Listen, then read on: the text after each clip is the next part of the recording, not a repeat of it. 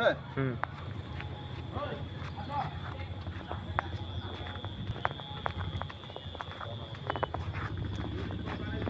আসসালামু আলাইকুম ভাই, ভালো আছেন? আলহামদুলিল্লাহ ভালো আছি। আলহামদুলিল্লাহ। দিনকাল কেমন কাটতেছে? ভাই আমি আসছিলাম, আপনারা এখন কি কাজ করতেছেন? সময় অযথা সময় কাটাচ্ছেন মনে হয়। এই দেখেন ভাই, নদীর স্রোত কিভাবে বয়ে যাচ্ছে, সূর্য ডুবে যাচ্ছে, নদীর স্রোত বয়ে যাচ্ছে, মানুষের হায়াত ফুরিয়ে যাচ্ছে, মানুষ এইভাবে দিন পার করে যাচ্ছে, সময় এমনভাবে চলে যাচ্ছে মানুষ বুঝতেছে না। কিন্তু নামাজের দিকে কেউ খেয়াল নাই। নামাজ মানুষের, মুসলমানের জীবনে নামাজ পড়তে হবে, মুসলমান জানেই না যে কীভাবে নামাজ পড়তে হবে, কোন সময় পড়তে হবে। তারা এভাবে ইসলামের দিকে আসতেছে না। আমাদের একটা সময় দেখেন, এই কত সুন্দর আবহাওয়া, কত সুন্দর এই দুনিয়ার দুনিয়ার একটা মহব্বত, মায়া মহব্বতে পড়ে ঘোরাঘুরি করতেছেন। আজকে আসর নামাজ শেষ হয়ে গেছে, মাগরিবের নামাজ সময় আসতেছে, তারপরেও আপনারা এখানে আড্ডা বেহাদার সময় নষ্ট করতেছেন।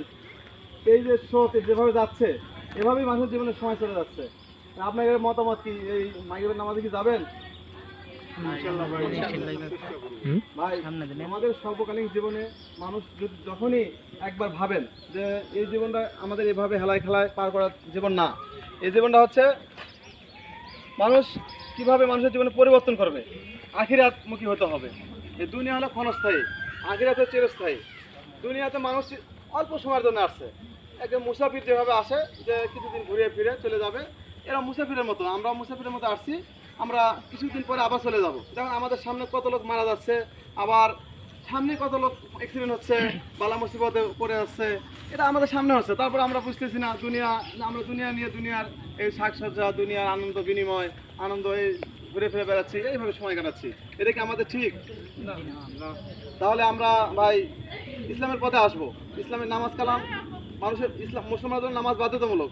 আমরা নামাজ পড়বো, মানুষের নামাজের দাওয়াত দেবো, নিজে নামাজ পড়বো, অপরকে দাওয়াত দেবো। এবং আমি যদি নামাজ পড়ি, আমার ছেলে মেয়েও নামাজ পড়বে। আর আমি যদি নামাজ না পড়ি, আমার ছেলে মেয়ে নামাজ পড়বে? তাহলে আমরা নামাজে অগ্রসর হবো ইনশাল্লাহ।